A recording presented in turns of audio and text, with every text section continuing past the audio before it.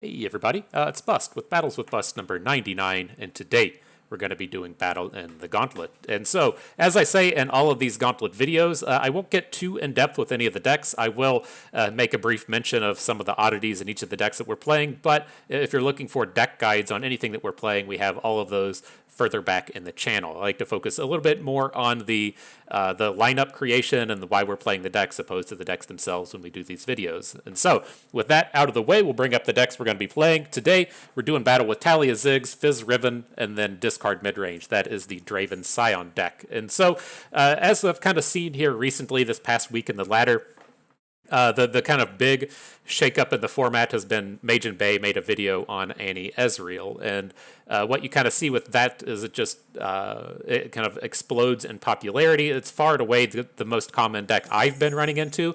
It's not exactly the most common deck in the meta, but it is the new hot thing at the moment. And so I wanted to bring a lineup that either looks to ban Annie or a lineup that is good against Annie Ezreal. As you can kind of see on the highlighted line here, all of our matchups against Annie Ezreal are pretty good.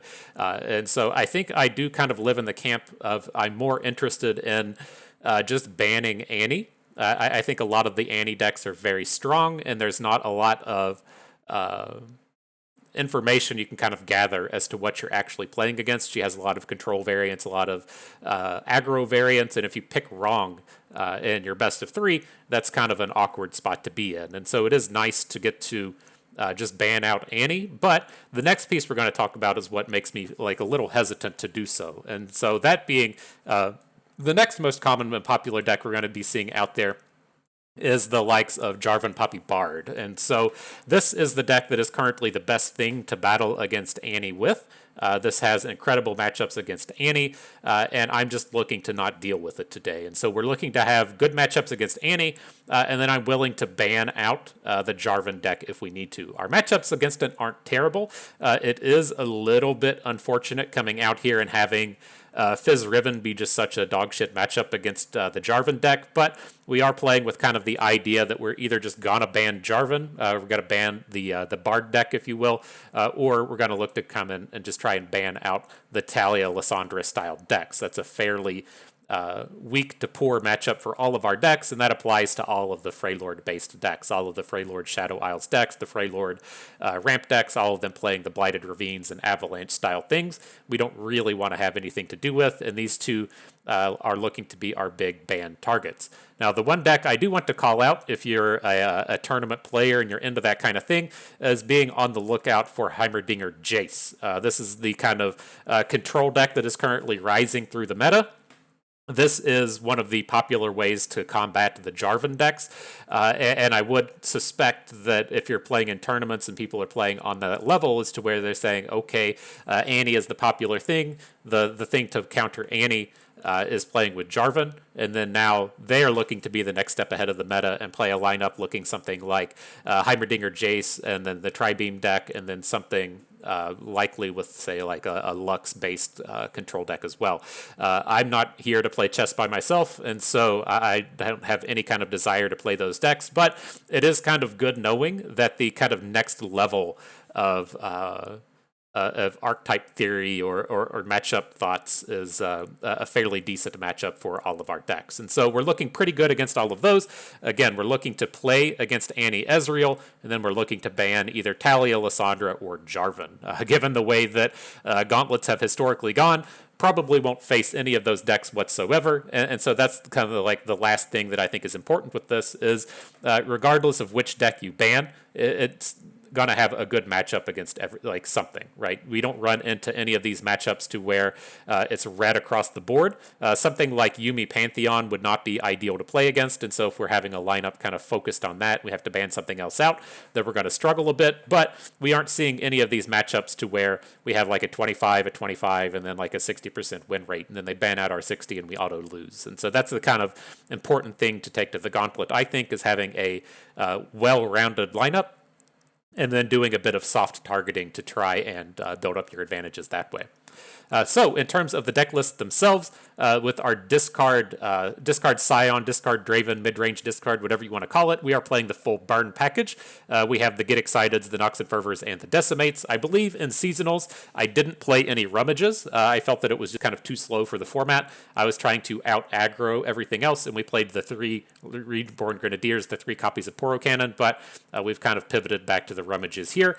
In terms of the Fizz Riven, we just did a video on this a week or so ago. I like to be in the all-in on the OTK, so we don't play any of the fairy package. We aren't playing the lantern, paper lantern, fairy lantern, whatever that dude's called that makes your fairies cheaper.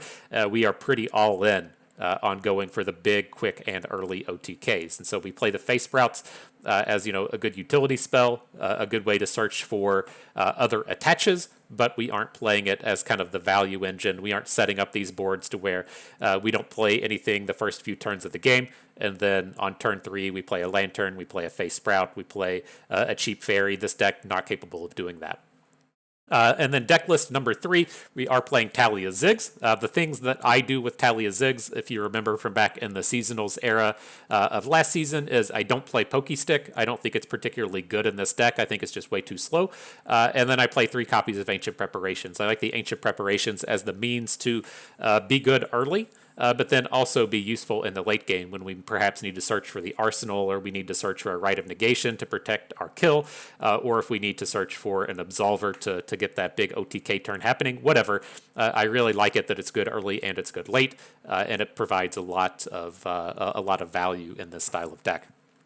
And so that's what we're going to be doing battle with, but you all know what we have to do before the battles begin. We have to pay the pay-to-win price. And I know what we got. We got a little something out here. Not in Taliyah Ziggs. It's in the OTK deck. We gotta go and level up Friendship, right? Friendship is a great target. You know, it makes me happy. This little kitty cat on here looks kind of happy. Everybody's happy. We're all friends here today. And now it has been locked in and solidified now that it's premium. And all right, let's enter the Gauntlet. Discard stuff ready and waiting. Dragonfish, you are on board. And then, hey, we got the landmarks ready to come at him. Confirm. And battle time. Cool. I'm ready for it. See how this goes. And hey, look, it actually turned out how it happens sometimes. We got Ezreal Annie to actually turn up. Wow. I didn't think that this was actually possible in Gauntlet. We'll probably just end up losing to it. But we're most certainly going to leave the Ezreal Annie up. And so that says, hey, do we want to ban the Traps deck, or do we want to ban Taliyah Ziggs? And I'm not like the hugest fan of playing mirror matches. I don't think opponent will end up banning out our Taliyah Ziggs, but I do like the option of potentially banning out their Taliyah Ziggs, but we don't have a lot of good answers to the Teemo deck, right? You typically want to be playing with a bunch of Mystic Shots and a bunch of Pokesticks and stuff to actually come out and deal with the Teemo. And we have like a couple of Pokesticks in our Riven deck. We have a lot of burn and the Sion deck, but it's all like late game slow kind of burn. And then we only have Quicksands in our Taliyah Ziggs. And so I'm going to ban out the Teemo just to get that thing off the board. And then people don't like to give me the time to talk. I was going to play the Taliyah Ziggs first. That is our kind of go-to deck to have to play twice. But we were just going to beat that Ezreal Annie twice anyways, and so everything's okay in having that turn out. So, on to the next one. We do have to worry about this Annie Ziggs based deck, right? It has a pretty strong matchup, or Annie Gen, a pretty strong matchup against Taliyah Ziggs, and so that's the first one I'm looking to go ban. Always going to leave this Yasuo based deck up. It is unfortunate to have to go against a stuns based deck when we're trying to play OTK Fizz, but everything in there should be slow enough that we can just work around it with the Fizz ability. And then against the Katarina deck, our matchups aren't great. Right, we do have some kind of in the same spot to where the Taliyah Ziggs deck is not good against it, but the Taliyah Ziggs matchup is much worse against Annie Gen. All right, and so he brings the ban onto discard Sion. We'll play the Taliyah Ziggs deck twice if we have to, and so I would rather get it out to battle and then count on Riven to play against either matchup. I'm going to have to kind of like revisit Discard Draven. This was one of my favorite decks. I played a ton of it last season. And it looks like its matchup table is pretty spectacular right now. It's not a huge sample size of decks, but it looks really strong. I'm going to have to take it back out to the ladder and see if we can't finish the climb up to Masters with it real quick.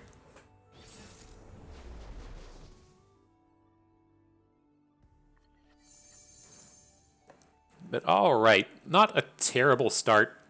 I feel like we can get rid of the Unraveled Earth. We have a lot of landmark generation as it is, and then just look for another either higher curved card or some more utility or something. I'm ultimately kind of worried about this being like a Daybreak deck and not necessarily a Yasuo deck, and them having a Daybreak start against this. Like a Daybreak start would be pretty painful for us to deal with. If he drops a 3-3 on the first turn and a 3-6 on the second turn, we don't get this early aggression in. But we'll see. We'll see what he's up to. Unraveled Earth definitely wanted to be a part of the hand, though. You mulligan it away, it comes right back. It definitely wants to party.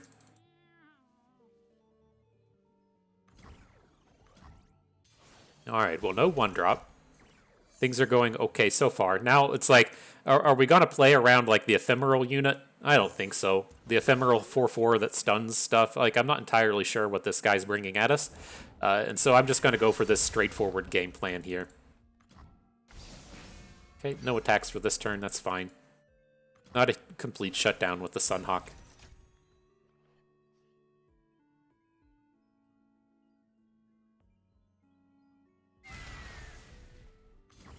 Interesting. I mean, I'll take the spell.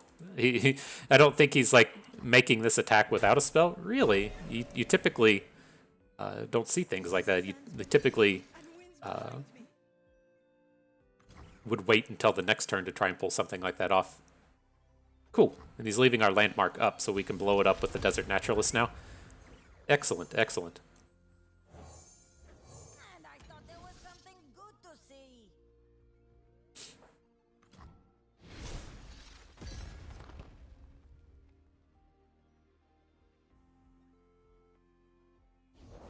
The dawn has arrived. Sunlight Okay. shines. I'm gonna start slamming. We have to start getting this damage in. I assume he's gonna block our 3-1 with the Leona, but we can't play into his game plan that much. We have to start attacking. Interesting that he takes down the smaller unit instead of the Rockhopper.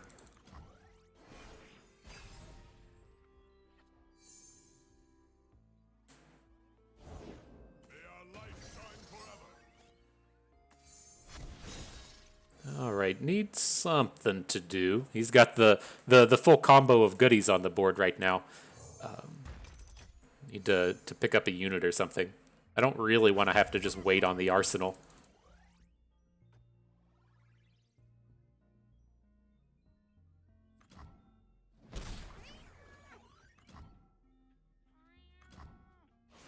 Okay. Something good, please. Quicksand, not exactly what we're looking for. And so, a bit unfortunate. Let's bring the heat.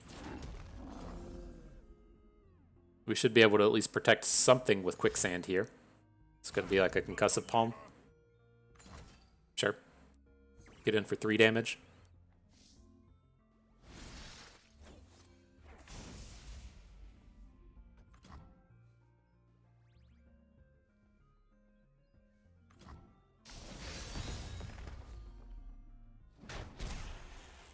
Alright, and then we'll play the landmark. We need to find a champion, right? We need either a Taliyah or a Ziggs to make an appearance. And then we're kind of close to ready for like an Arsenal plus Absolver thing on our next turn. Fuck. Okay. We'll pick up the Preservarium, but we need to hit on these draws.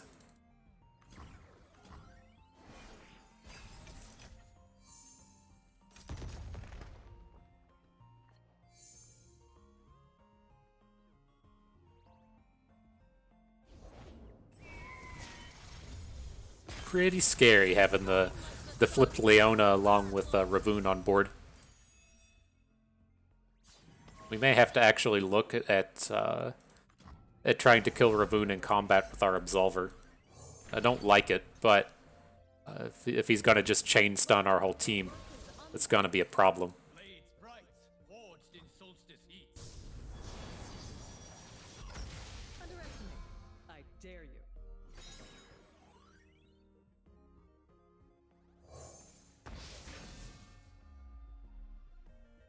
Well, I guess we did just take away our option that way. A little unfortunate. We gotta quicksand the Sunforger here. Don't want him gaining the health.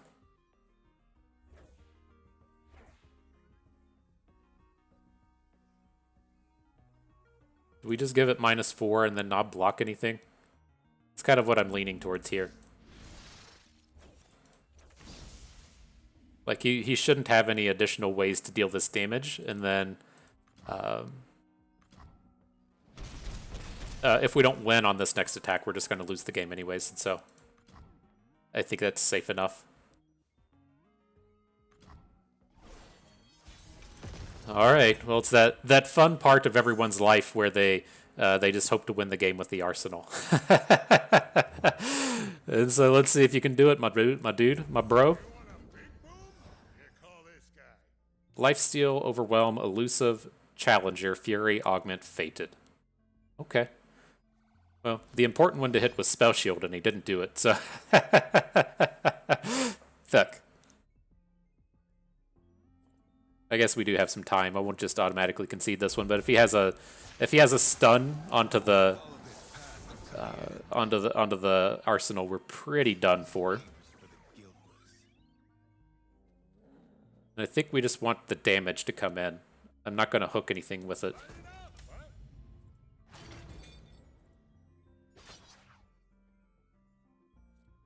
I go! I'm going to get him! Something like this. No challenges. He can block however he wants. See how this goes. I can tell you how it's going to go. The answer is poorly. Here comes the stun onto the arsenal. Yeah, he can't answer that Leona.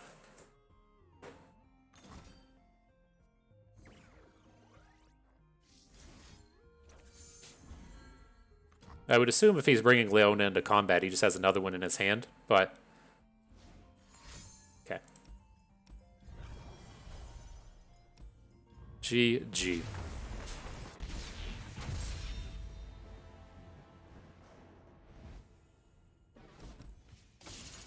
Alright, Taliyah, Ziggs, we're counting on you. You do your thing against old Vigio here.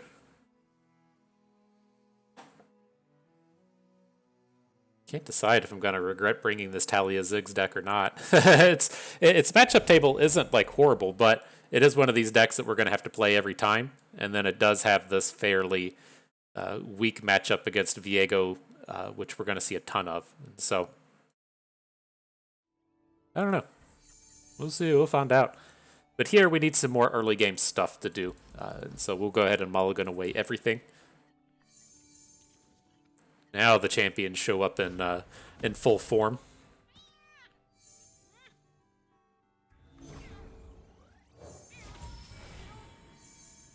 All right, I'm going to go ahead and just pick up the Absolver. We have this double champion draw, and so we're just kind of like ready. We've got all the top end components now. We just need to get on board and get things happening. Look at this place! Gonna catch the sky! No Vile Feast, please. Vile Feast is so good against the Rock Hoppers.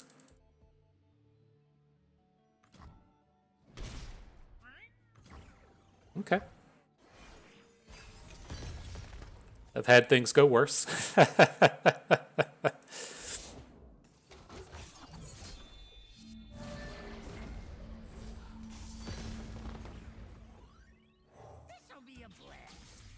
All right. I mean, interesting. He's bringing in the soldier. Out of my way! I mean, I'll go for it. It's not like they play combat tricks. Surprised he didn't wait and use him defensively.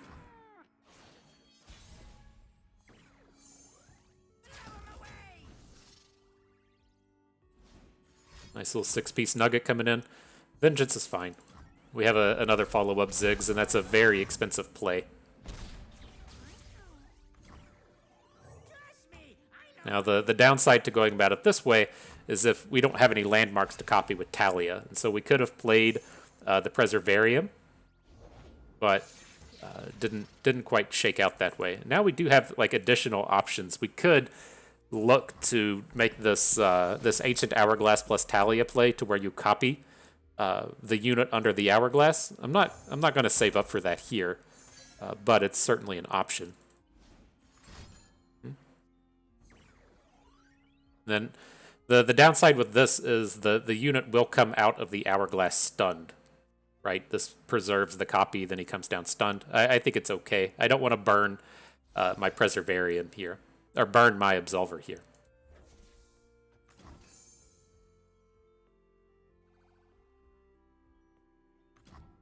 But not bad.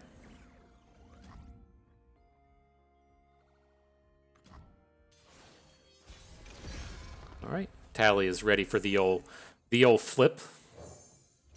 Come on, there's so much to see. Uh-oh. He's doing the mathematics. When stone faster than the I'm gonna drop an emote too. We're going Twisted Fate. There it is. Okay.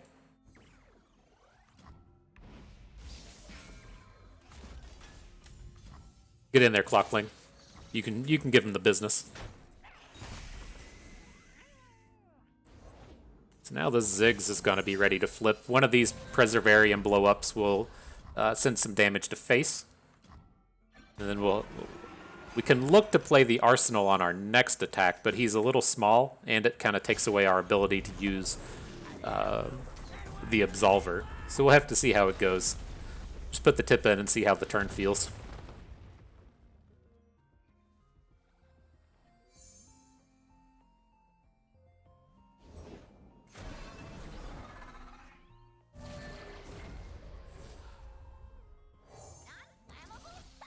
Is that a challenge?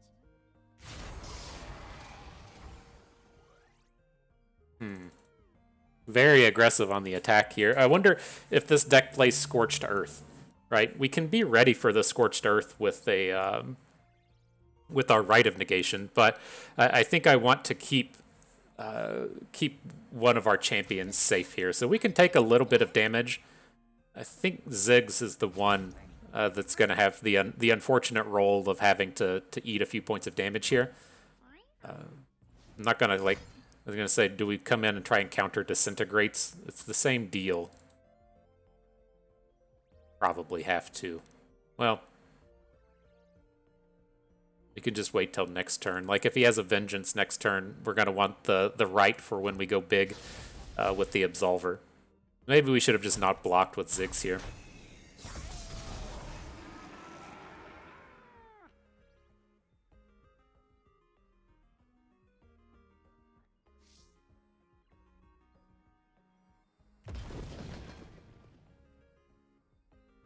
I was like, that's an interesting conservatory, but I am thinking of actually just going with this Chamber of Renewal. We're probably not going to be playing any more champions, but this conservatory is never going to flip.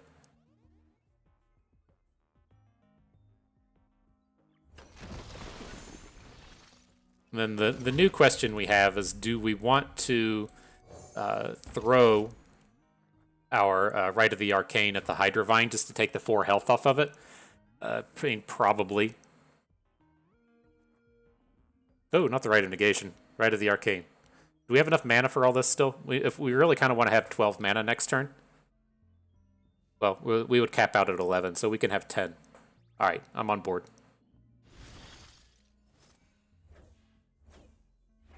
All rocks erode eventually.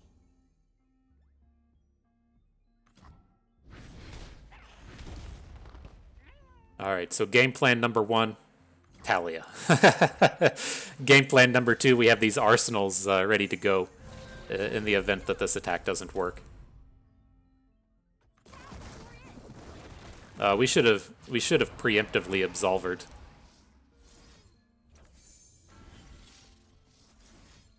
Right, he could have just taken the damage there.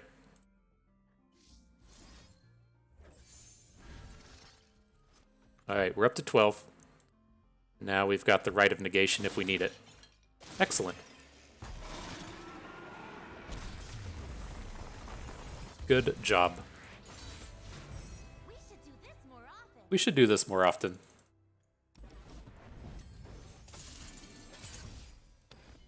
All right, on to the Fizz Riven.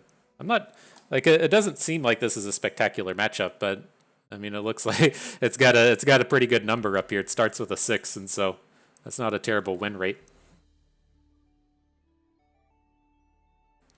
It's really about as good as you can ask for.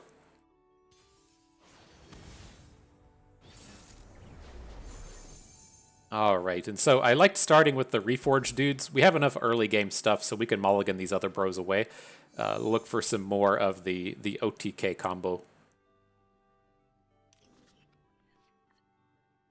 Really want to be finding Fizz since this is a deck playing Vengeance, right? We would. It's a little unsafe to be slamming in the Rivens.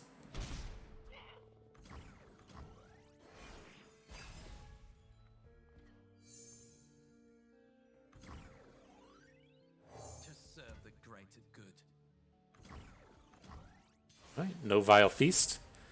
Yay. Then I gotta go ahead and attack now. We can't have him just dropping Camaveran soldiers. Interesting. He had to have just drawn the Vile Feast. It looked like it came out of the left of his hand.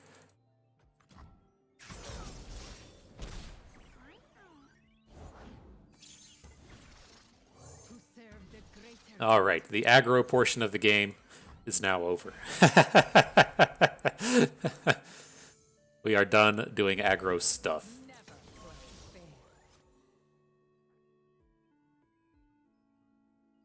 I kind of want to wait on him to attack before we play Riven, just in case he has the Blade's Edge plus Disintegrate. Interesting. Carry your own gear.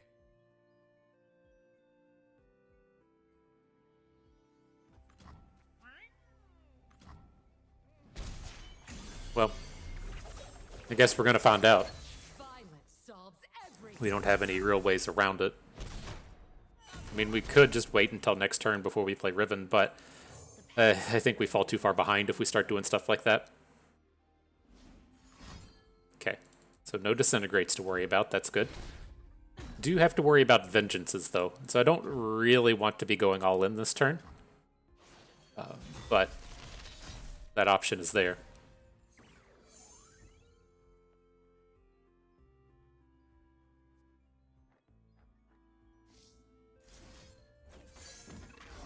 I'm gonna do this. I'm just gonna play the cards to get the flip, and then just stop. That's where we're going to attack.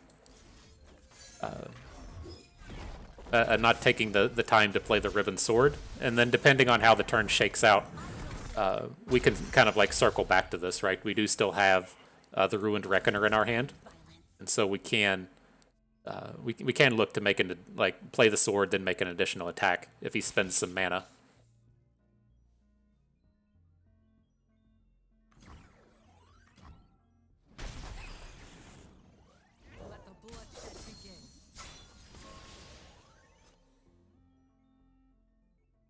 Would we rather just like wallop though? Wallop the Katarina? Keeps him from doing a bunch of rally stuff? I think so.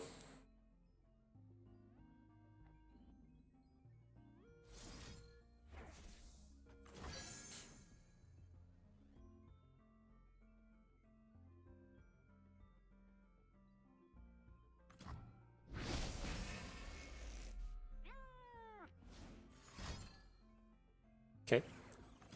This might hurt. Words of power linger in the air. Interesting. Should we have just gone for it? the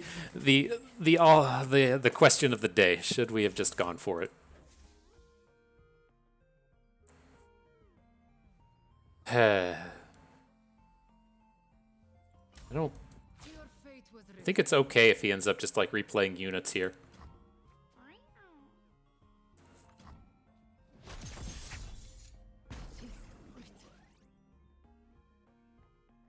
mean, I don't think we have to play around Vengeance anymore.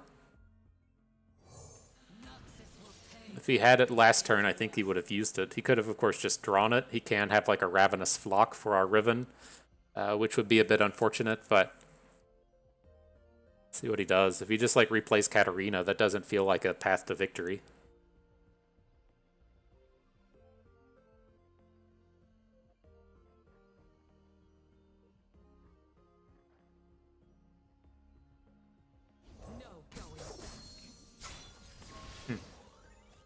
He ain't scared. Give him that.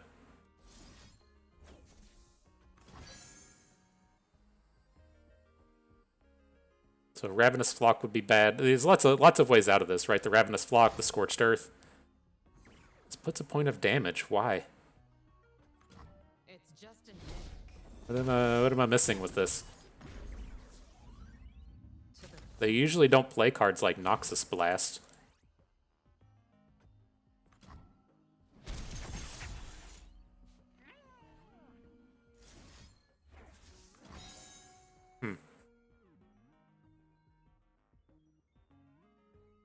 So strange. Like he has all these cards and he's still just doing this Katarina stuff. I don't know what I'm missing in this game. The cost of war.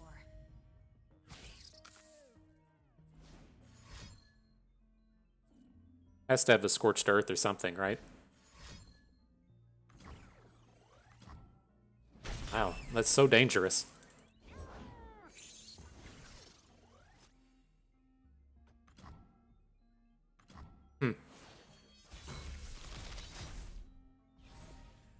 Oh, we hit an Overwhelm Fragment.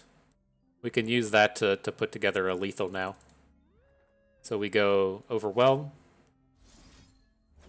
We go +2 attack.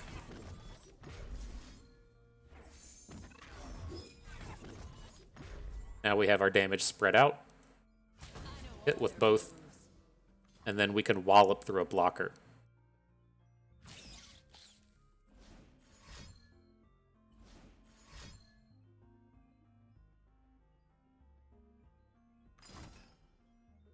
Oh, he's got a drain.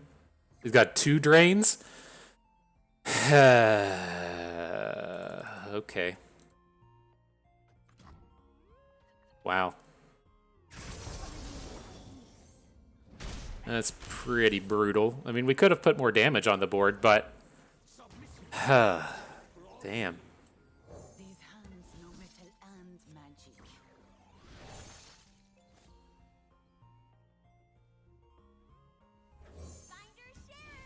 Damn. I was ultimately just afraid that he was going to add just like too much to the board, like to shut down our damage. I felt like that was a pretty strong open, but boy. Okay, we can take the telescope. Crescent Strike. Is that what's this thing do? Summon a stasis statue to store all allied units that were destroyed this round. Yeah. Let's take the let's take the stun.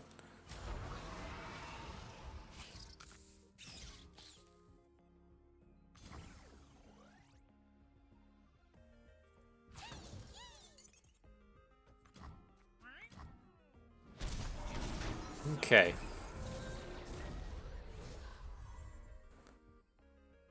So what are we gonna do now, Fam Jam? I'd like to open attack next turn. He's gonna have 3 blockers, 4 blockers. I don't think an open's really gonna be happening. How much does all of our hand cost? 3, 4, 5, 6, 7, 8, 9, 10, 11 if we want to play another sword. So we can play out the entirety of our hand, but I wanna spend a little bit of this mana. The spear can go. +2 attack, quick attack. We should hang on to those. Okay. Well, we spent one of it.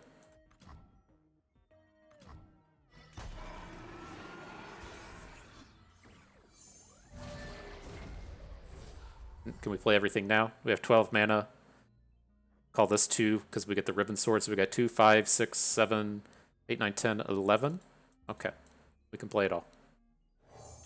It's a little worrisome with all these 1 health units and him dropping Katarinas, though. Oh, he didn't drop her yet? Wow, wow. I think that that Blade Squire was the wrong choice, and that we could have been in a real pickle had he played Katarina and then got to attack with his big units. He's got a stun. Okay, so there's no reason. Well, the reason to play stuff now is going to be dropping Blade's Edge onto things.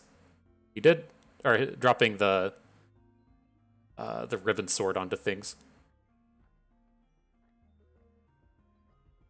Okay, so let's +2 attack our smallest unit. And a quick attack, something, sure.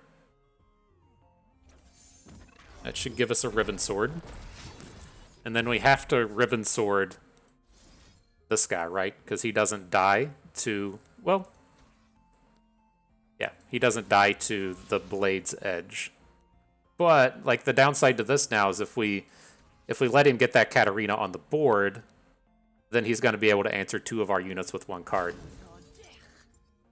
Okay. Well, I mean, we have a potential lethal in that we can Elixir of Wrath whatever he doesn't block. But man, this does not feel good.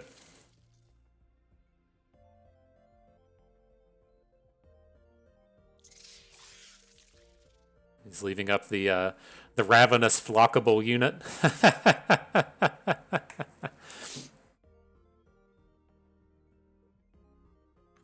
All right. Not feeling good about this. I think we made a good run at it for a draw that had no Fizz and no Papercraft Dragons, but okay. Damn. That's tough. You tried hard, Fizz. You tried hard. All right. So what do we got here? Looks like Daria or Garen, Fiora, P and Z. Not sure what that's supposed to be. I've got Jarvan, Action. I'll assume that, I don't know what any of these decks are supposed to be. Then you got the Bandle City squad down here of Teemo plus Yuumi. It feels like we're just going to be battling against a bunch of stats. The thing with like the Teemos is we don't have great answers to it, and so I'm just going to cut that one out. I don't know. These are all looking like really off meta decks, and I don't think we're going to run across like well tuned things. I just see things like, why do you ever play Fiora inside of P and Z? There's no good combat tricks there, and so. I'm curious if we're just running into like a new collection here.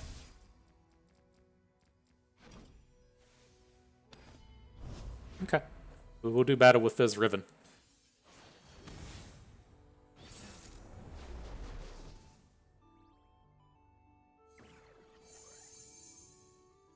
Not a terrible start.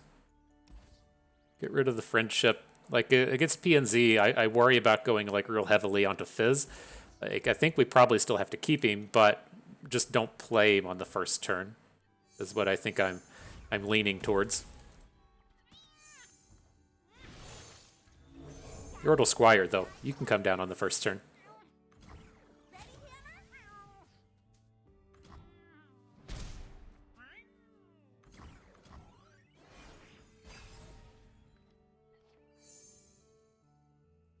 More Fizzes coming to party.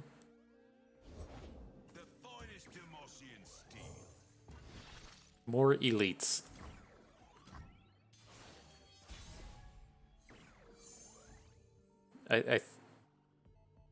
Do we get in more damage by not playing Fizz?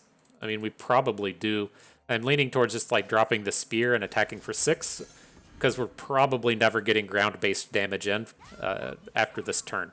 And so we'll send these in. If he wants to trade out his Battlesmith, that's probably a big win for us. I don't think he does it frequently.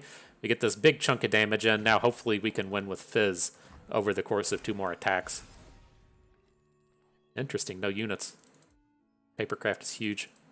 Should be a big OTK turn now. You're covered.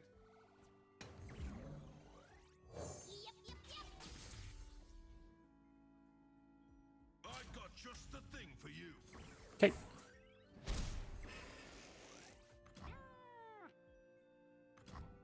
All right, Papercraft Dragon. time to do your thing. That thing you do so well. So much fun. So much interactivity.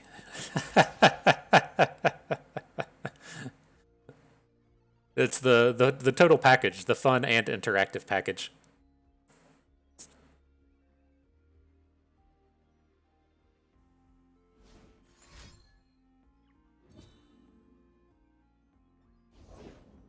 Field promotion and Fiora. Okay. I was ultimately worried about if we were going to see like a judgment or something come down, but doesn't look like that's going to be a thing. Let's come in with the big Fizz hit. No closer. Hands are for forging, not fighting.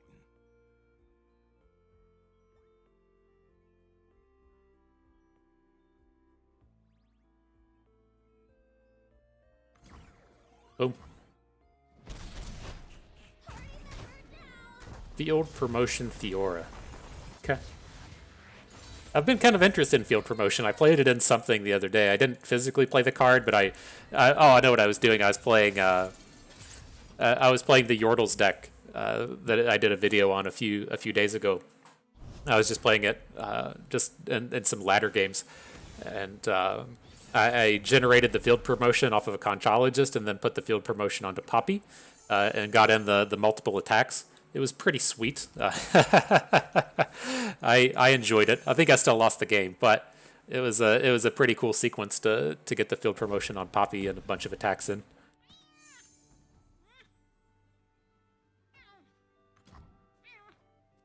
Okay.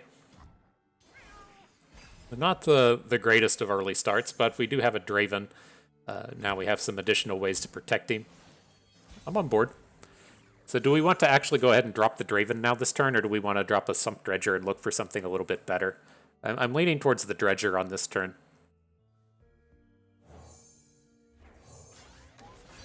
It should be like a little tougher for opponent's deck to deal with. Like if he's going to start dropping Mystic Shots onto Draven, then that kind of sucks.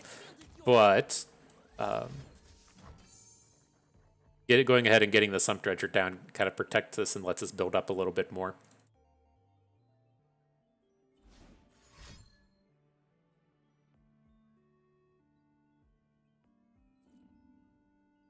This may be like a preemptive Mystic Shot. We know that the guy's playing Fiora, but I do feel fairly safe having survival skills in hand.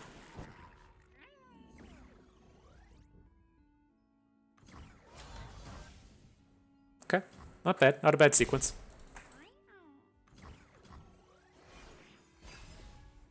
Ready to bring in this World Breaker Sion. Whenever he gets the opportunity to boom, I'm ready.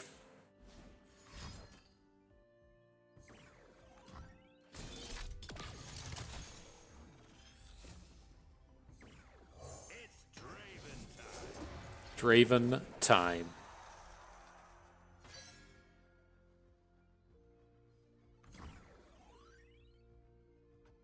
I would say we could have played the Urchin there, but I think it's safe to just give it a little bit more time. Just bank up the mana, not rush dropping the survival skills. For king and country. Look, everyone. Captain Dog.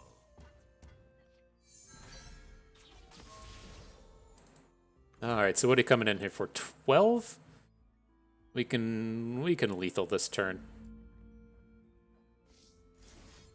I'm not entirely sure how this play works. I'm gonna make Draven a 4 attacker, and then we have 2 4-attack units on the board with 2 health. They both have the same cost, and so I'm not sure what counts as the strongest ally. But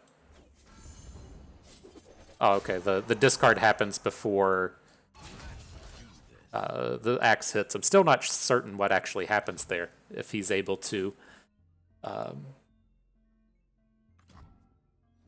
If that timing had worked out better.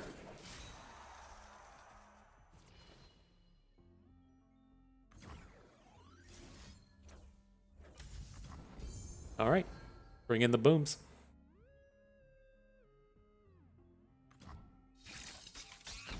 GG's.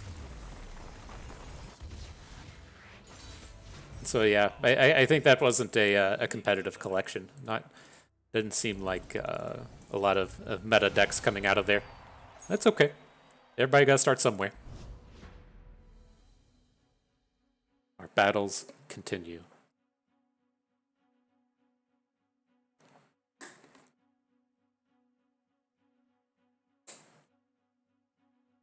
Whew.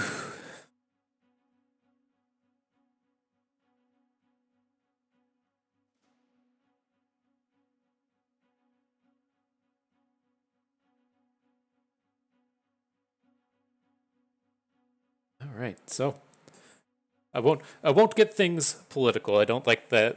I don't think that belongs here. But there's a lot of we'll move on to that speech after the game starts here. But a lot of political news happening in the Americas today, and I had to make a brief thing on my feelings on it. But on to the choices here: Ezreal, Bard, Lux, Jace, and then Rally Awawi. I'm not sure how the Rally Awawi deck stacks up against a lot of this. I'm really just looking to ban out the Heimerdinger or the Jace Lux thing here. I'm not sure if that pops up on the meta report. It doesn't. I don't think any of these actually do. Bard, Ezreal, or Alawi Rally. Alawi Demacia is going to be fine matchups. It's strong against Fizz Riven, but weak against the other ones. I can't decide if this is going to be like similar enough to Heimerdinger Jace to where it should just be a good matchup for everything. But I worry a little bit about decks like this. We do have the means to go around it, though. Maybe it's okay. Let's just ban out this Ezreal. Takes out Fizz Riven for us, sure, and we'll play the Taliyah Ziggs. But no, there's a lot of stuff in America happening. Lots of gun stuff in the Supreme Court, and then gun stuff and laws getting passed, and then, of course, Roe v. Wade getting overturned. Regardless of where you stand on any of the matters, I don't think it's a place for commentary here, but I mentioned it in a few weeks ago. You just got to get out there and you got to go vote. I know a lot of it feels and seems kind of meaningless, but that's the way that kind of change happens. If you don't like old white people making all the decisions for you, then you have to get out there and make your voice heard. And it does matter. Like if you live in a deep red state trying to vote for Democrats, or if you live in California and try to vote for Republicans, any way that you can kind of swing that needle makes the powers that be have to be more invested in who they put forth. And so if their slam dunk candidate usually wins at 60%, but a lot of young folks come out and vote and stuff, and then they only win at 55% instead of 60%, they have to start thinking more across the board in terms of what they're going to bring forth and what candidates are going to get funding and all of that. And that's really the only way to kind of push forth the kind of ideas of progressive change is you have to get out there and vote. You got to do it more than the old people are. I get it. It's tough to do. I mean, you typically have to at least take time off of work. You're supposed to be able to, but it can be tough to do and actually pull off to go, sit in a school gymnasium for an hour or two. But old people are doing it. That's why you see so many old people out there in the world of politics and politicians. Is they have the time. They don't have anything fucking else going on. Alrighty though, back to the battles. We have to do some amount of blocking here. I'm not going to fool with this Alawi. Hopefully we can. Well, maybe we do. We're 100% going to block here. Maybe this is the way to do it. He doesn't have any mana. This is a free block with Taliyah, and then we can try and take down the Alawi next turn with the Rite of the Arcane. Okay. I'm in.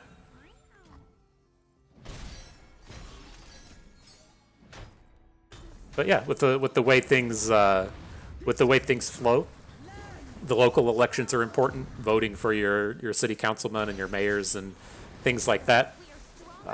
Super important to do, given that those are also a lot of the people that move up through the ranks. You don't find too many state senators and state representatives that weren't at some point in the lower rank and file type things as far as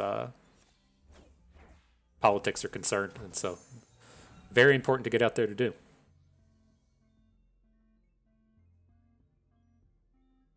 All right, well, let's see what we can do with this turn. It's like we have the option to just try and go for a big Taliyah hit. I don't think that that's going to be enough. I wanted to try and take down this Alawi before he had the opportunity to put a rally onto her. So now it's like if he rallies onto the tentacle, I don't really care. But the Alawi was going to be tough for us to deal with. Okay, and he has another one. So we can target Alawi again, and then look to take her down with. I think that's the way we go about this, right? Say we use the Rite of the Arcane, target Alawi, and we hook Alawi with a Restored Devout. And then we can hit with both Taliyah and I think that gets us close.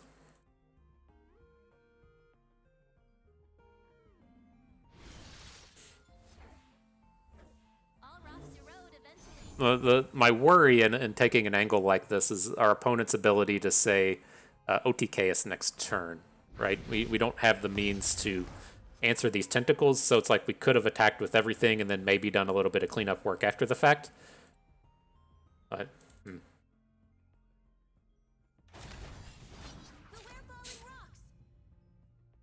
Do we put the damage onto the tentacle? I don't think so. I think we just come in with Taliyah.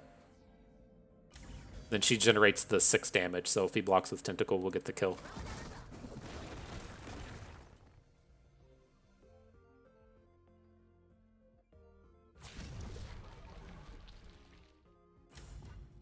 Curious if we I'm just envisioning this as to where we actually just play the Ziggs and then try and get a kill with the Unraveled Earths. I don't think we can do it, but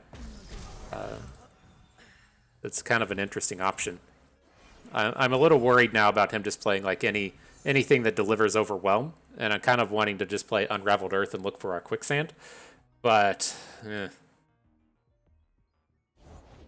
it's kind of a scary place to be.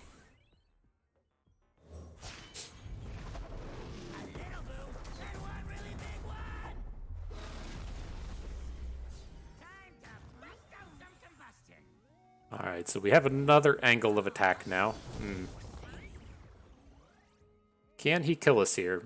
Like, we do have this option of just dropping the Unraveled Earth. And so, like, if he can't kill us right now, then he can't play any additional units. And so, it's like if he attacks with the Tentacle, it's going to be a 10-7. If it hits our... Like, say he hooks Ziggs out of combat, we can put the Restored Devout in front of it. So we're okay for the moment. But if he has like a combat trick or a rally, then we're pretty hosed. I think we need to hang on to this Absolver. We can kind of like deal with him playing another unit, but we need the Absolver to potentially take down the Tentacle if he has a combat trick or something.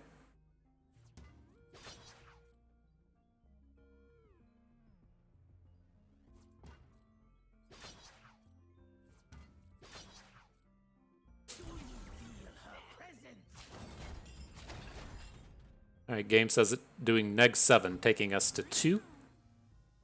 We can heal for 4 if we need to through the Absolver. Now, the thing we maybe should have done, and that I'm ultimately worried about now, is if he has the rally, right? We had the chance to take the Tentacle down in combat, and I'm pretty sure it was a mistake not to do it. And so, like, I'm going to play the Unraveled Earth, because we're just kind of in the mode now that he has to have a rally, and if he has a rally, then he wins, and if he doesn't, yeah, we should have Absolvered. That was on me. It wouldn't have been like a guarantee that we could have gotten a win there, but it would have definitely survived that. Fuck. You're better than that, Bust. You knew it. You saw the play and just didn't take it. I'm a little upset that we did it that way.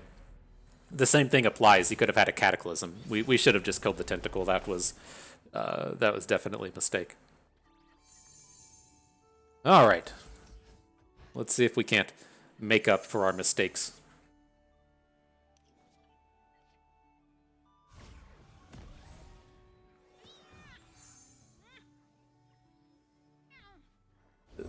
as it stands, ugh, gross. Like, I'm not looking to play any of this stuff in the first few turns of the game here.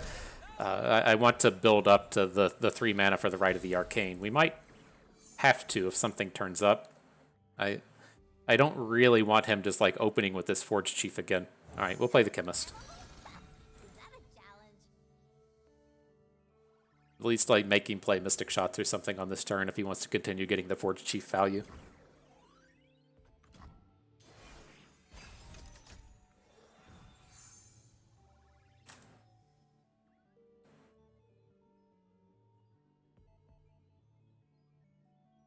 He's going to go for the assembly line this turn. Interesting seeing them go into turn 3 with 6 mana and not cast any spells. I guess it's like not a great spot for the likes of like a Shock Blast, but he didn't. Interesting to see that they don't come down and activate their units. Would you look at this place?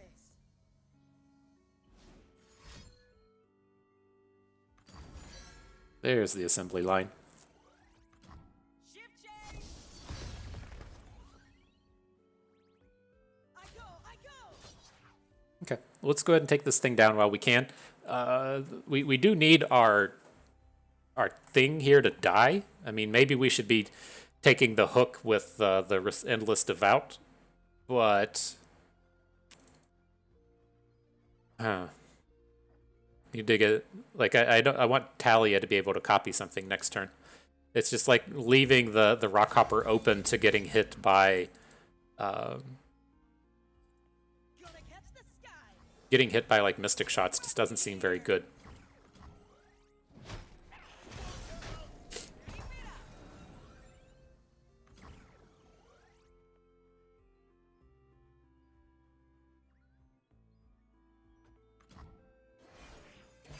We can wait a turn on the Rite of the Arcane. He opens for 7 here. It's not the biggest deal in the world.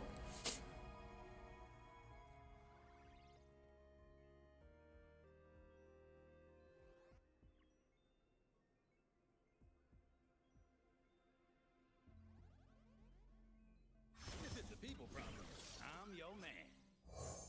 If I stumble, I have the earth to catch me.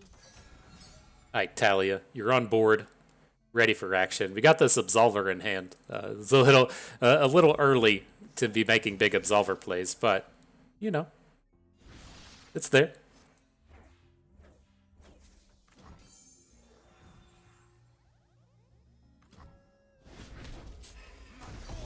Maybe we do look to make an Absolver attack next turn.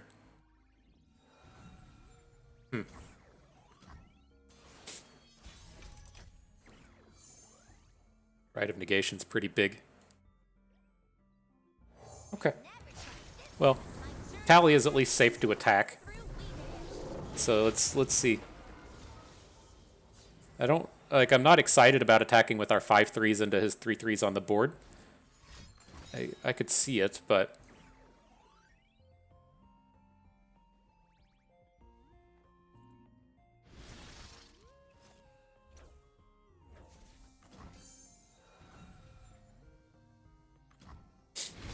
all right.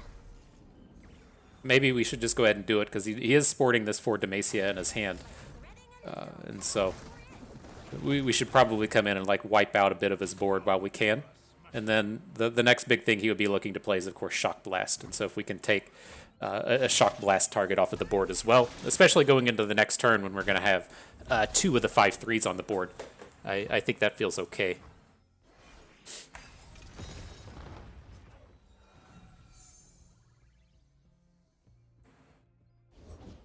Mind is nothing without means.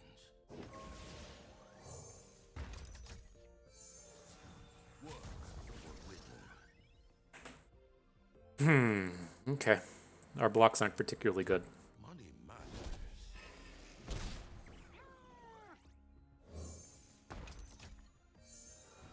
So what are we going to do next turn? Are we going to actually play the Arsenal? I think we are.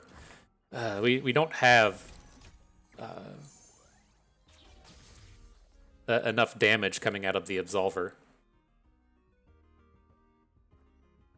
Picks up Jace. We don't have our right of negation anymore. Just like at four, this isn't very scary. I guess we can still quicksand on this turn. Something good. Quick attack, tough, fury. Not great. Not great. Let the light guide you. Gross. Relax your knees.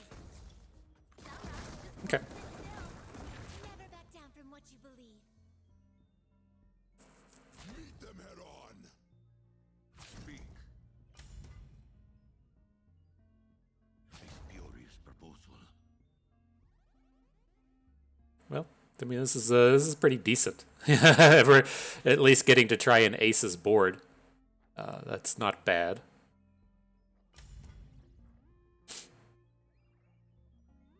Just wish we had the mana to get the overwhelm in. Can you quicksand off barriers? I don't know. I guess we're about to find out. Yes. Yes, you can. Okay.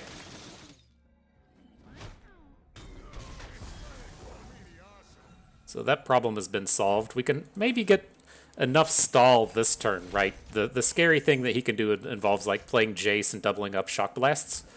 And if we're able to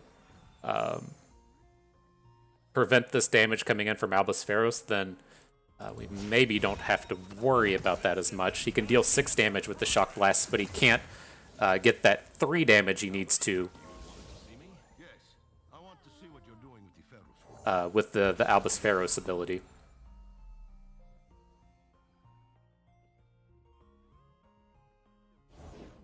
Mages can't hide from me.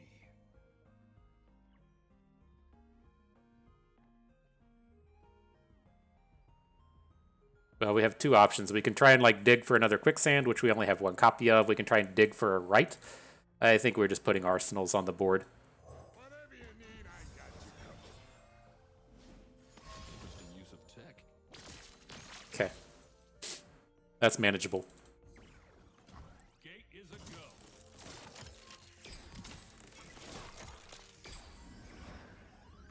go. Are you kidding me? Powering up. Good job. Good job hitting elusive. We don't have elusive on either of our arsenals. Oh, this one does, but he can challenge it down. Fucking bullshit.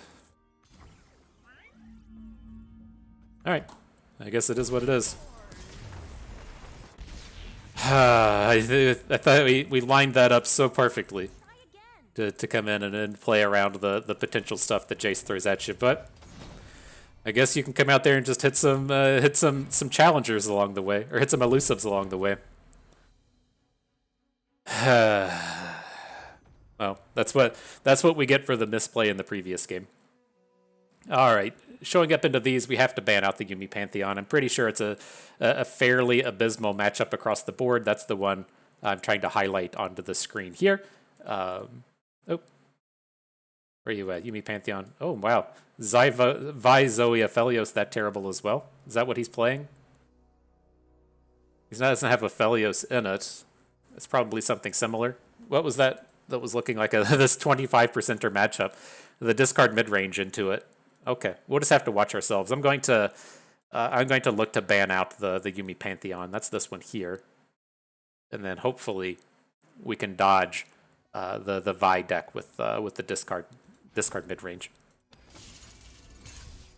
Interesting seeing the bans come up on Taliyah Ziggs. And then we have to start with oh gosh. This is bad. I was gonna say we really need to be starting with this deck and hoping that we can spike off the other one. Like see if they start with the bad matchup for us. They did not. Little worried about this.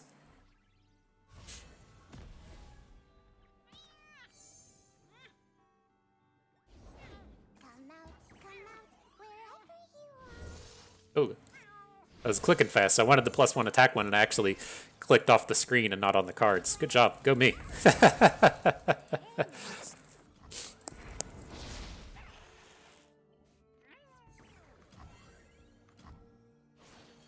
Okay. Not looking to get super involved on this board. Okay. Got the book. Let's start our search. So let's see how this goes. The librarian can grow big enough to get involved in combats with Annie. We could just go for it here. That feels a little dangerous. I'm gonna build up a little bit with the librarian.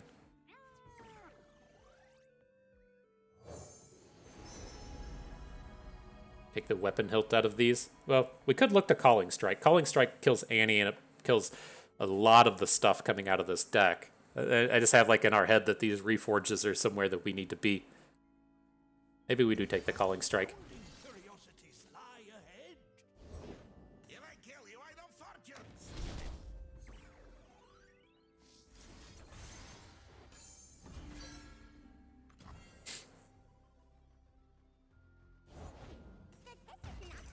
Okay. So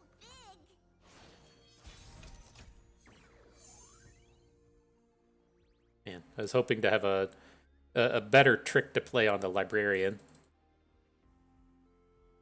Page 87. This is outrage. The Make It Rain. Huh. So, I mean, we can elixir out of this combat. It's kind of a crappy place to be, but I don't really like. What are we? I guess we can still build up to a Fizz.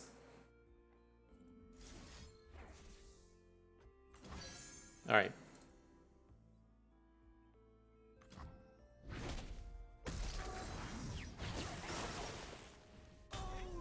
You really need a papercraft dragon. If we have the papercraft, then we can do some stuff, but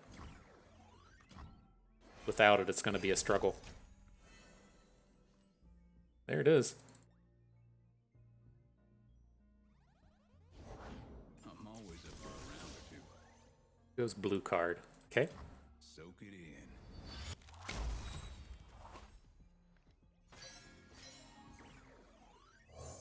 Right, Fizz. It's time to do stuff. Time to do stuff.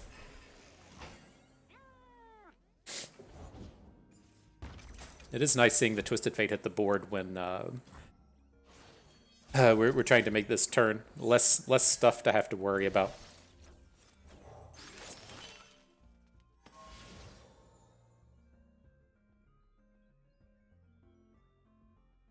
So we're going to be short on lethal this turn, right? We can get up to 14 damage through the Fizz, but we're not going to be a lethal here. Have to try and pop it off next turn.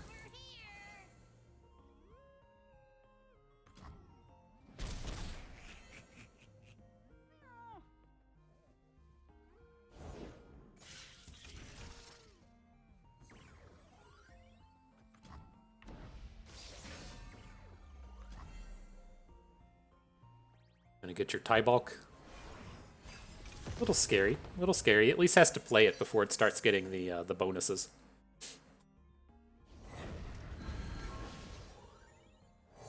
A single empire ruled by the true king.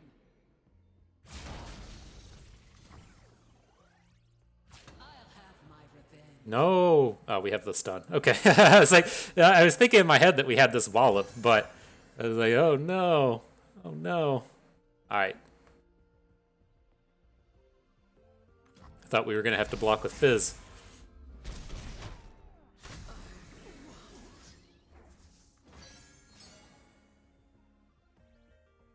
Alright, there you go, duder. Get in there for those 8 damages. Alright, so that was a very important match to win. Now it gives us an opportunity to play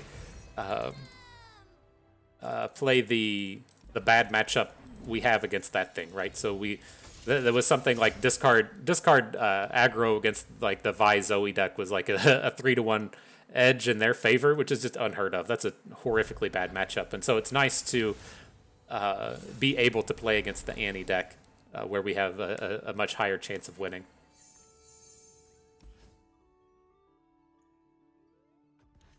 Okay. Decimate, not that good. Not something you're looking for in your opener.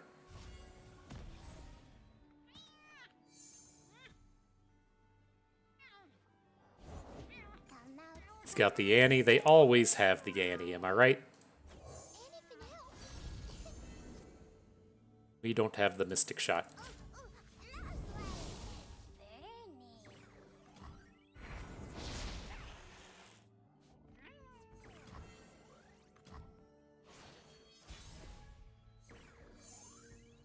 Into Poro Cannon. Is it worth getting that stuff on the board? I mean, probably not. I'm moderately interested in getting the units down just to like come out and block Annie and stuff, but we're about to have a Sump Dredger that can come down and block. I think we're okay. She's not getting like turbocharged out here. Did pick up the removal now.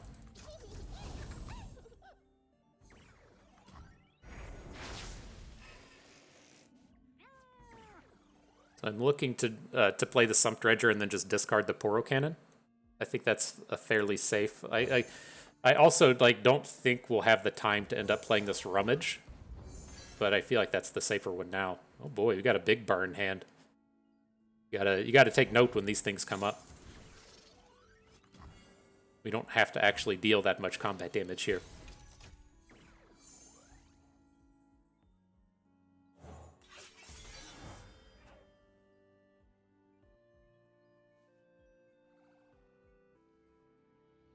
So we can come in with the Fearsome unit. I'll also attack with the Zonite Urchin. The Annie is like not super scary at this point. We could attack with the Sump Dredger as well. Like the Sump Dredger then falls below her, Spark Blast threshold, whatever this thing is called. But I think this is okay. Clearing out his board a little bit.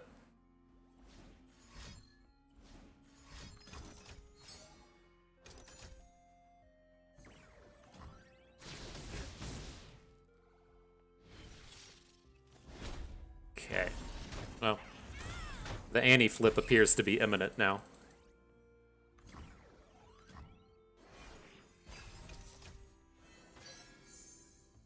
There's the Mystic Shot.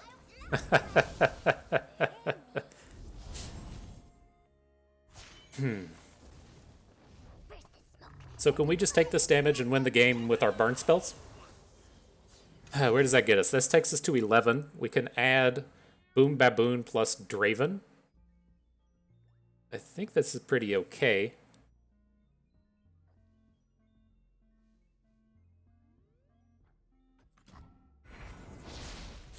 And then we're just going to be all burn all the time.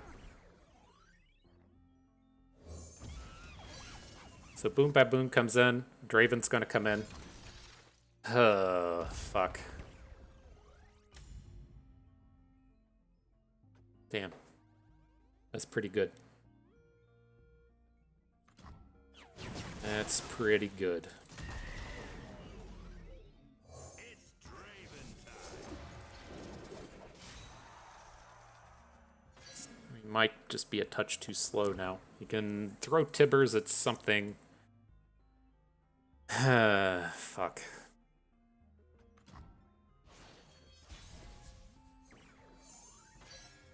I think we have to get units on the board. Fuck. So do we have to play the Rummage? Probably. It's just so slow. I feel like we need to spend all of our mana on burn spells, but we only get one discard otherwise. We only have the single Spinning Axe in hand.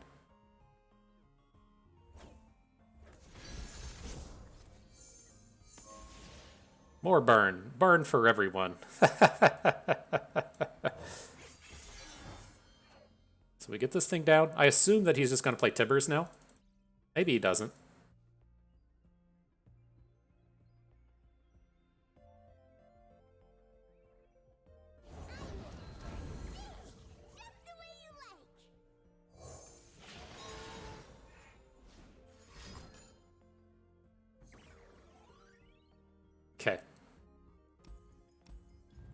That was slightly just a little bit too awkward. We not having the early removal spell was bad. Like I'm thinking back on that mulligan and curious if we should have like we keep the Twin Blade Revenant and we keep the discard guy, but then also get rid of the Sump Dredger and look for an answer to Annie. We could have been much more aggressive in trying to take her off of the board, and it's not like she's like that impactful. It's like very deceptive in that it's just like such an incremental growth kind of thing where she boosts like the 3 attacks getting 6 damage in, but then also getting the 3 lightning blasts or whatever they're called that tick up the conservatory and such. So it's tough. Here, I think we can hang on to all of this though. We can really come out the gates with the urchin draw.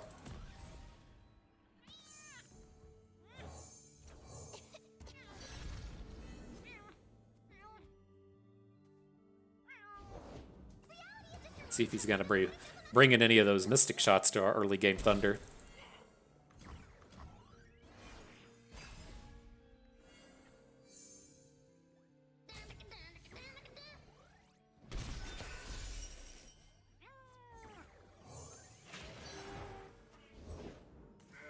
Totes me goats.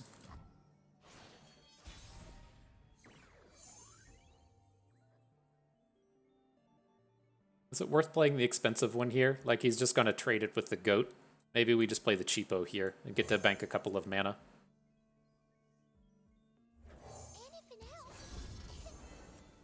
Mystic shot. Don't mind if I do.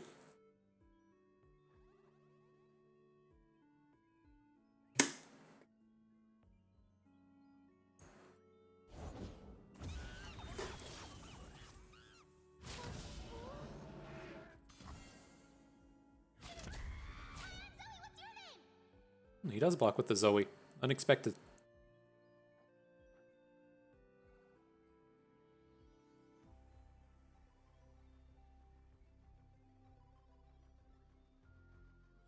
Thinking about that goat, huh? What do we got to do with the goat?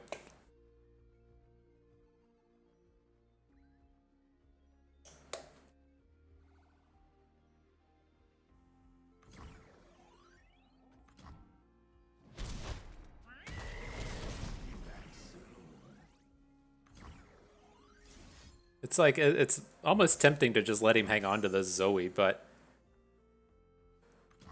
Right, we're about to like just start adding these dudes to the board, and she's not super relevant, she's just a big value generator, but... It's a little scary. I think we're happy to see them star chart. I mean, I guess some of the smaller plays are kind of unfortunate, right? If he plays a zero cost... thing. It's kind of a struggle, but all right. Very expensive play.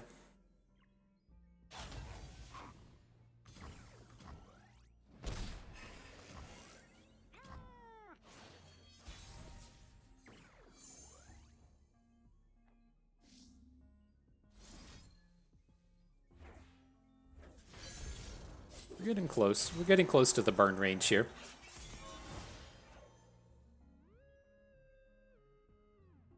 I think we're like pretty safe from mystic shots, right? I guess you could have good exciteds as well, but it's like we're getting we're getting close to the danger zone for him. Take the highway to the danger zone if that's your thing.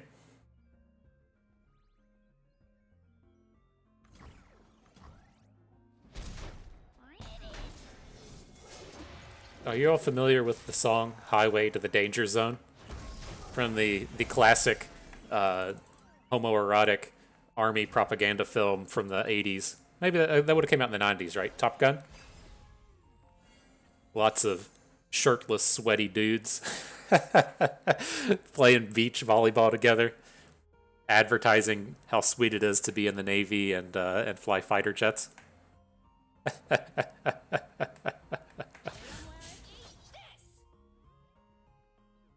How sweet it is. Alright, we're pretty close to burning this guy out. That's all we're going to be searching for now. Does have a Mystic Shot. Okay. No reason to go, like, super ham on that single play.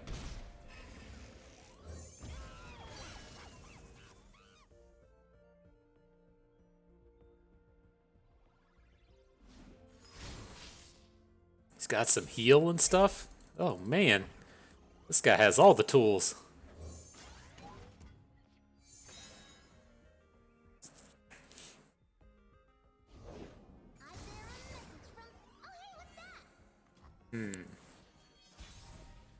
The burn plan feels much much further out of reach than it was just a moment ago.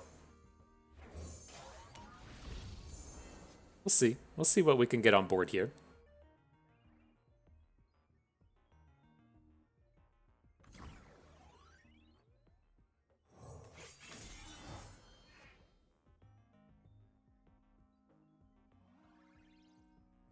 He has to be adding something, right?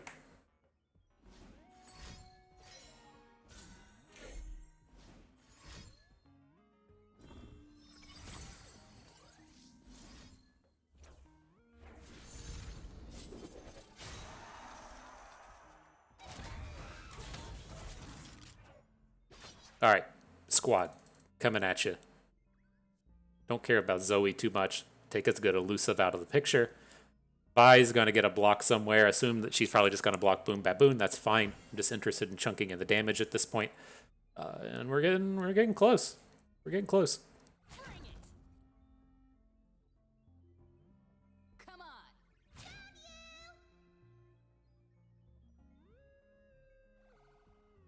Seems good to me, right? Seem good to you?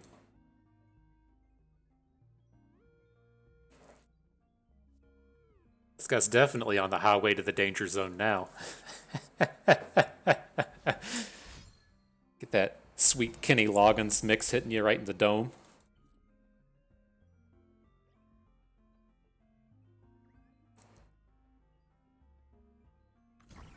Alright, he falls to 4. We have an array of burn in hand. Seems like a decent space to be in.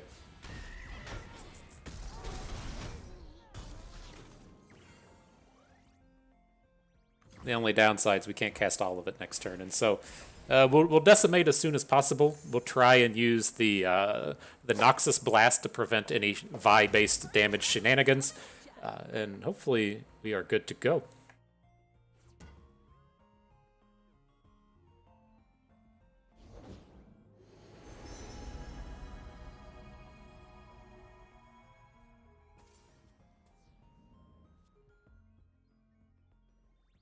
Oh yeah, that's a pretty sparkle fly. Boom it. Pop it, lock it, drop it. Sure. So much heal.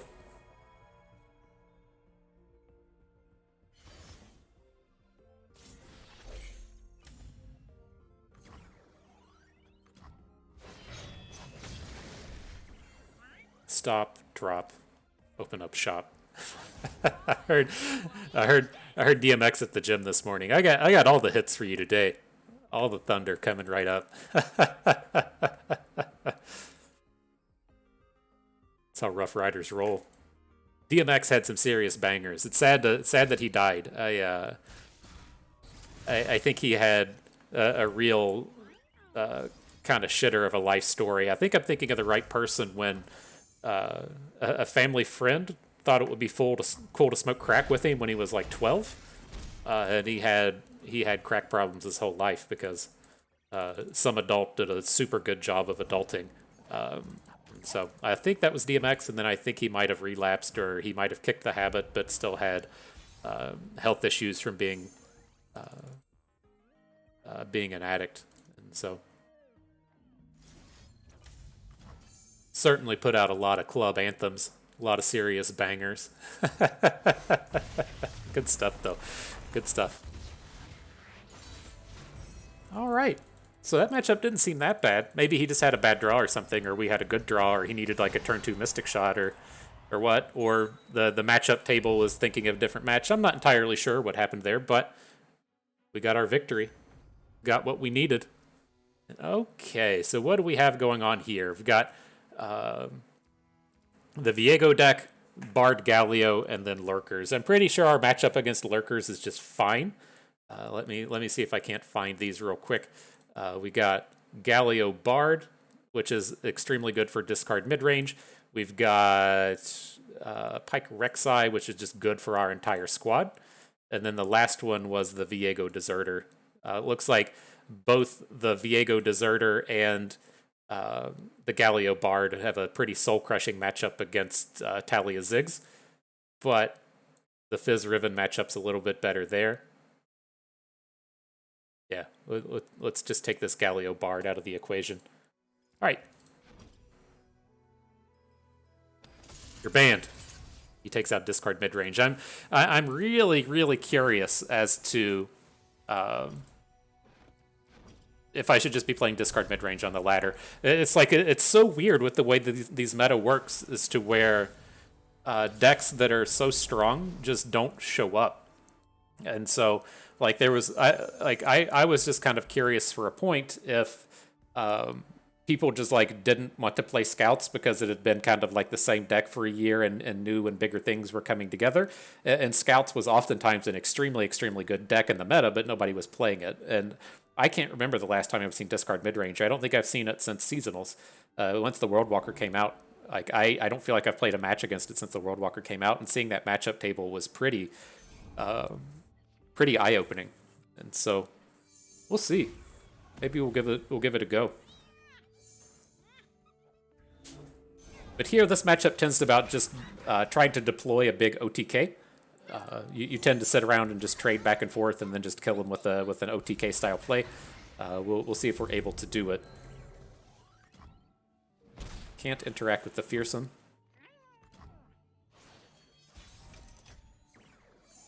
Unraveled Earth isn't a card you're really looking for in this match.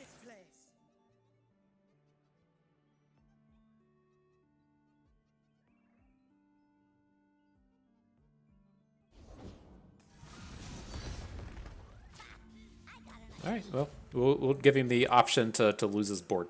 And so they typically can't make this attack. I wonder if there's a world where he just doesn't have a unit to play this turn. That would be pretty bonkers. But if he'd made that trade and then we got to Rite of the Arcane his 3/3 and he didn't get to attack, that's pretty disastrous for the Lurk deck. Not having the dudes on board and missing out on that damage. Now the thing that looks kind of disastrous for us here is our board our hand sucks a lot. So I think we're just gonna have to kind of play these Rite of the Arcane, or play these landmarks now just to get them out of the way. I'm gonna predict over top of this one. I don't want any of these. So I'm going to take the extra point of damage here. He predicted into Rek'Sai. Because there is a reasonable chance we won't be able to block this hatchling next turn, right? We'll have 2 Ancient Preparation units on the board, but they can't block a Fearsome. And so I usually try to minimize the amount of damage we take in this matchup, but I think this is a safe space to kind of dodge it there. And this is a disaster, not having any units. I'm going to skip over these. We got to find something to put on the board.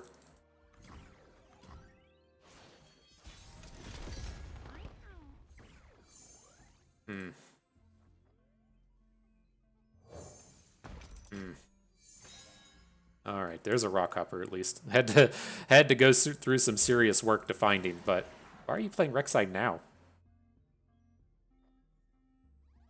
You just have a second one in hand, and he wants to play the Call the Pack?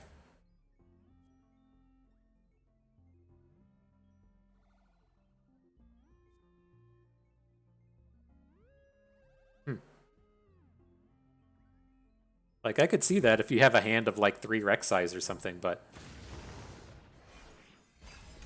Weird. Oh boy, more of the actual worst card in this matchup. Just what I was hoping we could pick up. Okay.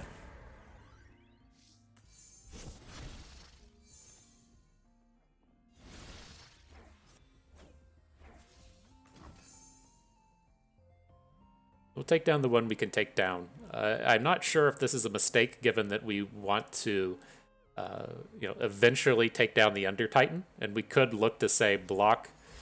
Okay,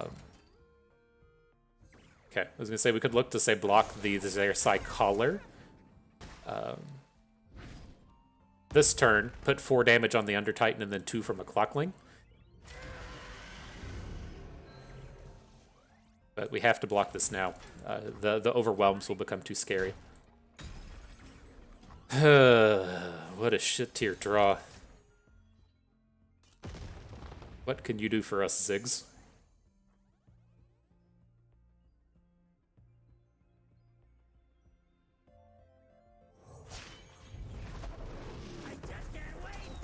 This might have been another mistake. Like, we could have dropped the Naturalist and then hooked in the Under Titan with the 5/4.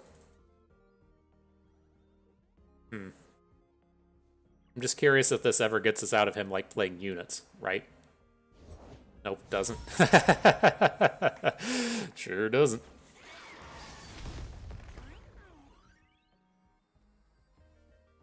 Now, we can look to chunk in some damage this turn.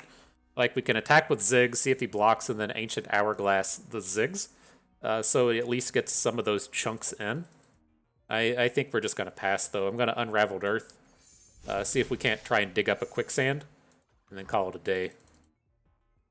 So if he at least starts playing more units now, he's going to get domed off of the Ziggs ability. But yeah, this was a mistake. We've played this game poorly.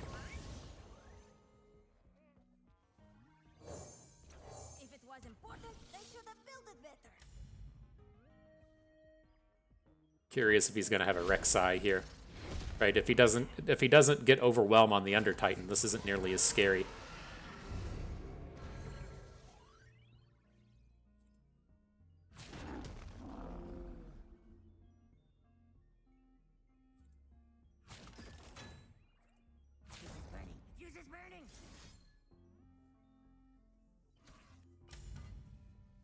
There's no real reason to put Ziggs up in this block, right? Things can only go wrong. And so let's leave him in the back line. And we'll play the Ancient Hourglass down this way. Keep him from getting the strikes on the pike, ideally.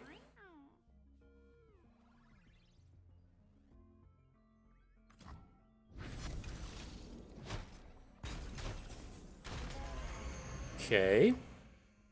Not horrible. Not horrible.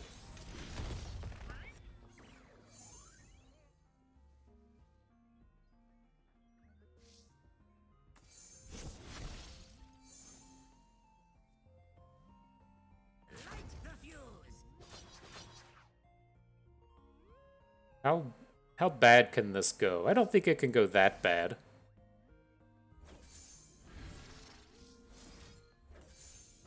We have the Ancient Hourglass if we need it.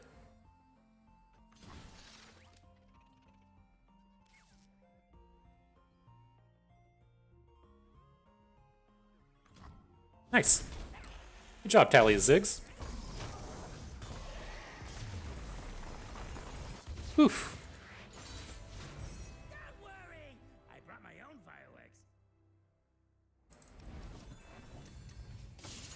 Alright. Onwards and upwards with the Fizz Riven. 2 shots at victory in the final battle. Can we do it? Boy, I hope so. Add a lot of enthusiasm to that one. Boy, I hope so. I am thrilled and enthralled. My loins heated.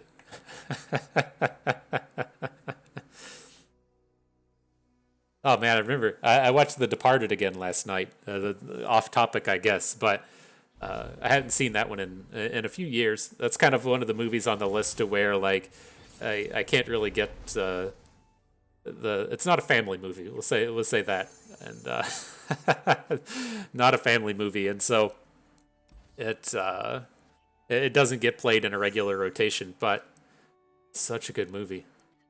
It's not like ultra violent. That's usually what gets the wife to not want to watch movies, is if they're particularly violent. It has its moments, but it's not as bad as a lot of the other mobster style Scorsese movies. But all right, on to battle here. Let's see if he's got the Vile Feast. That's what a lot of these games tend to just come down to. Is do you have a Vile Feast to stop this early play? And then if they don't, we tend to be pretty strong.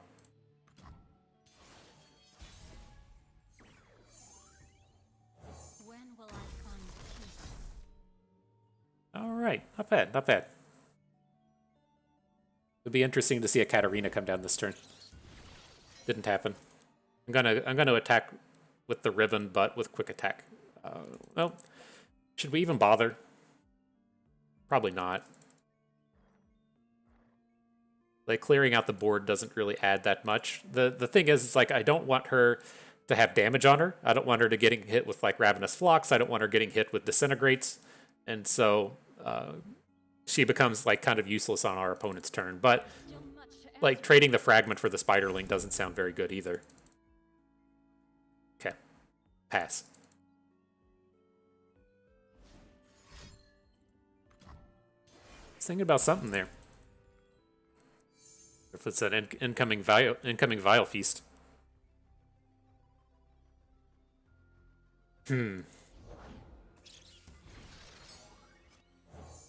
Nope. He just says, watch this, fam. I got all the house spiders. I'm going spider mode on you. Interesting.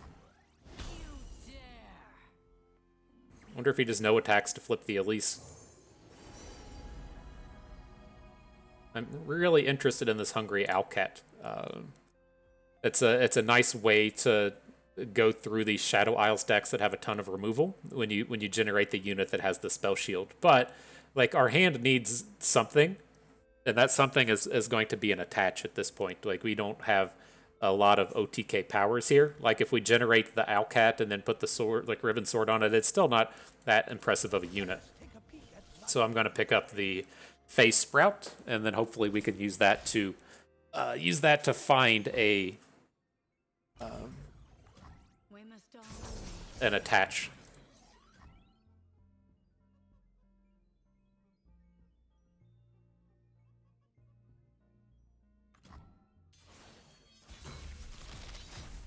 Okay, so there's a flipped Elise. my true beauty is beneath the skin. See if we find something cool. Not really. Not really. I'm leaning towards just the Loping Telescope, but we don't really need the value. I think I'm going to go with the Tasty Feyfolk, just because it has the most attack at a reasonable cost.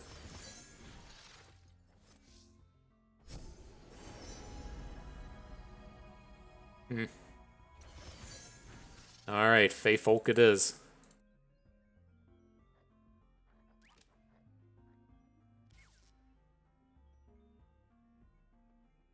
I taste purple.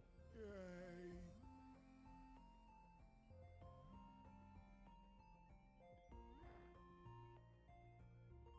Alright, that's where we'll stop. We're not getting anything going. I mean, I guess realistically we could attack with the Conchologist and the Yordle Squire, but I kind of like this guy's board being full. And so we'll just pass on that. Like, if he wants to play Viego or something here, he can, but if he starts dropping Camaveran Soldiers, right, he just loses out on everything, which is pretty good for us. Some kind of bonus.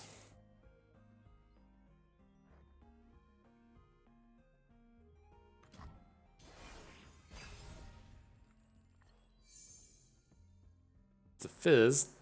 Would have been cool if we had an attach on the previous go round, but you know what they say. It is what it is.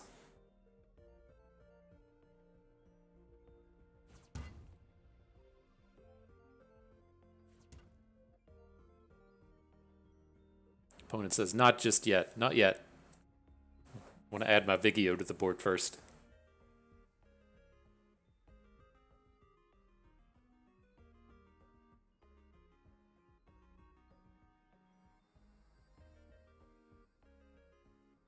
No more hesitation.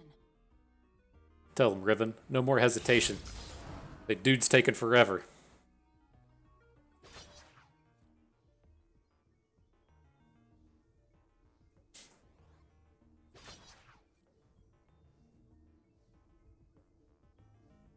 I can let you know I don't approve of a lot of this. I assumed that he was just going to be trying to take the Riven down with Elise, but this does appear to be a disintegrate play,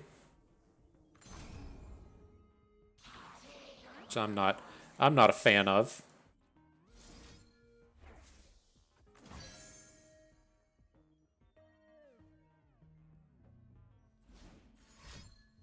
She's probably gonna die. I mean, it's very easy to have like Vile Feasts and other kind of damage sources, but we're gonna try and protect her. Why is he playing more disintegrates? Okay, well, I'm all right with that. I think he misclicked. I think he probably meant to disintegrate the Tasty Feyfolk and then clicked on the wrong thing.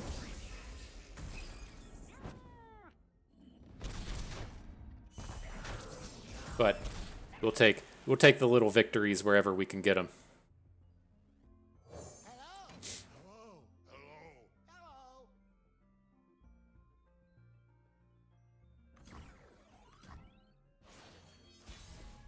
All right, what you got for us now? Pokey stick? Oh boy, here I go. Let's go, Fizz. Wouldn't be surprised to see a Viego come down this turn. He's not like ultra scary or anything, but that's what I would expect to see. Now the question is, do we want to go in on a Riven Sword, which it's fairly safe with like the Wallop in hand to protect next turn. We're never going to OTK this turn, but I think we want to load up these Feyfolk. It's a quick attack on a Feyfolk, +2 attack onto Fizz. We're going to put the Overwhelm onto the Feyfolk, and then we're going to put the Riven Sword onto the undamaged Feyfolk. Overwhelm comes here to the left. Riven Sword goes here. And then if he ends this with like a Vengeance or something, that's completely fine. If he wants to play third Disintegrate or another removal spell or something, that's all fine and well and good too. Love to see him just spend a ton of mana here.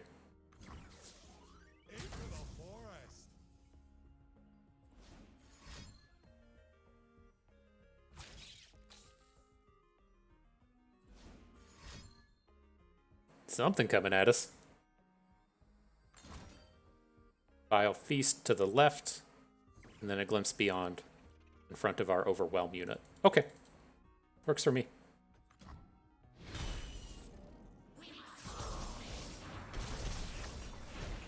Let's see if he's dropping Viegos now. He's got that 5 mana built up.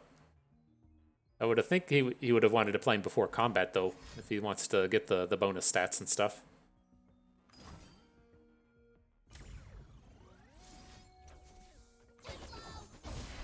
Nope.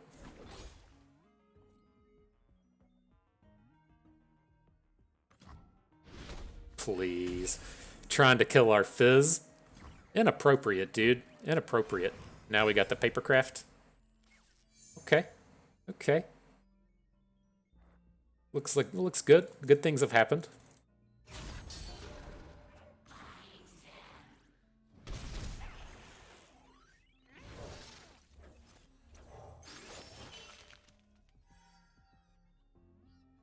There it is. What should you do? Mark it a victory for Bust. Prime glory achieved. Wasn't the best of times, wasn't the worst of times. And so, a good collection of battles nonetheless. Give me that prime glory. And so, interesting lineup. I feel pretty safe and strong with all of this except for the Taliyah Ziggs. And so, like, Draven, again, I'm going to have to, like, take this into the ladder and see how it goes. It just, again, like, looking at this matchup table, no, I don't want to leave OBS. I'm talking stuff. If you look at the matchup table, like, it's a lot of green over here, right? The Lissandra Taliyah matchup is bad. I can't remember the last time I've seen sea monsters, but it's not ideal. And then, like, the top end of the matchups is all just extremely, extremely good. And so this is the kind of matchup table that we used to see out of Fizz Riven a week or two ago. Things have kind of adapted a little bit, but again, the Fizz Riven top end matchup table is still pretty good, right? If we're looking at, say, the top 12 decks here, It's got 1, 2, 3 matchups that are below 4 matchups below 50%, but 3 of those are just barely there, and then it has some other good ones along the way. And so it's very powerful. The last one here, the kind of wild card, if you will, was the Taliyah Ziggs. I'm not like sold on this being the one that we want to bring. Like it would probably be much safer to just bring something like Heimerdinger Jace, but I don't like playing decks like that, and so that kind of is what it is in those terms. But I think the idea here is still strong and good, right? We're looking to kind of soft target Annie. We're looking to still be good against Jarvan Poppy Bard, although we're probably just going to ban it. And then we still have this kind of weak matchup against the Freylord based AoE decks, but we still have a safe ban there. There's no like must ban for anything across the board, and it feels like some pretty strong matchups along the way. I really like this kind of anchor though of Fizz, Riven, and discard midrange. I'm curious if we shouldn't just be bringing in like an Annie burn deck to really solidify the mix. But that is going to do it for us today. Hope everyone enjoyed the video. You maybe learned how to. What'd you learn today? You probably just learned how to OTK with the best dragonfish of them all. We'll say that's what you learned. You had a good time watching, learned a thing or two along the way. I'm losing it all today. We got to get out of here. And so have yourselves a good one out there.